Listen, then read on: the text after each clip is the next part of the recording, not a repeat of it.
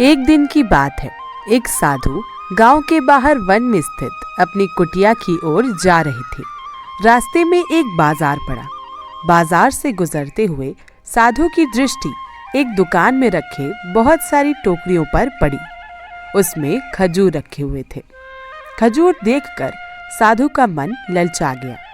उनके मन में खजूर खाने की इच्छा जाग उठी, किंतु उस समय उनके पास पैसे नहीं थे। उन्होंने अपनी इच्छा पर नियंत्रण रखा और कुटिया चले गए। कुटिया पहुंचने के बाद भी खजूर का विचार साधु के मन से नहीं निकल पाया। वो उसी के बारे में ही सोचते रहे। रात में वो ठीक से सो भी नहीं पाए। अगली सुबह जब वो जागे तो खजूर खाने की अपनी इच्छा की पूर्ति के लिए पैसे की व्यवस्था करने के बारे में सोचने लगे। सूखी लकड़ियां बेचकर खजूर खरीदने लायक पैसों की व्यवस्था अवश्य हो जाएगी। ये सोचकर वह जंगल में गए और सूखी लकड़ियां बीनने लगे। काफी लकड़ियां एकत्रित कर लेने के बाद उन्होंने उसका गट्ठर बनाया और उसे अपने कंधे पर लादकर बाजार की ओर चल पड़े।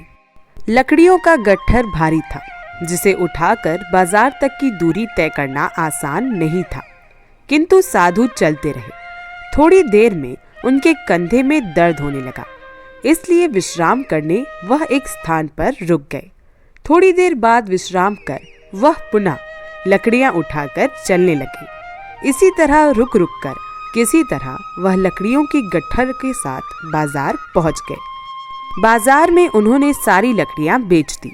अब उनके पास इतने पैसे इकट्ठा हो गए जिससे वो खजूर खरीद सके। वो बहुत प्रसन्न हुए और खजूर की दुकान में पहुंचे।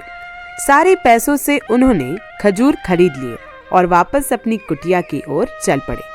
कुटिया की ओर जाते जाते उनके मन में विचार आया कि आज मुझे खजूर खाने की इच्छा हुई। हो सकता है कल किसी और वस्तु की इच्छा हो जाए।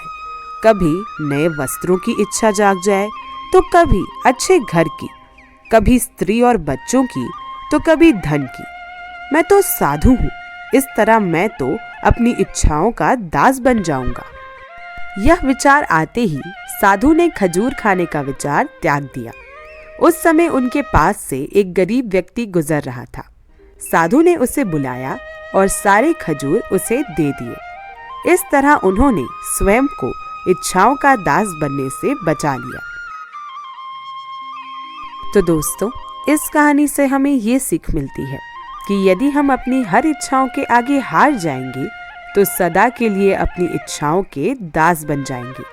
मन चंचल होता है, उसमें रह रहकर इच्छाएं उत्पन्न होती रहती हैं, जो उचित भी हो सकती हैं और अनुचित भी। ऐसे में इच्छाओं पर नियंत्रण रखना आवश्यक है। सोच विचार कर इच्छाओं के आंकलन के उपरांत ही उनकी पूर्ति के लिए कदम बढ़ाना चाहिए, तभी जीवन में सफलता प्राप्त होगी। हमें इच्छाओं का दास नहीं बनना चाहिए। तो दोस्तों, ये थी एक बहुत ही अच्छी कहानी। अब मिलते हैं अगली वीडियो में कुछ और ऐसी ही प्रेरणादायक कहानियों के साथ। तब तक के लिए राधे राधे। और ये वीडियो देखने के लिए आप सभी लोगों का बहुत बहुत धन्यवाद।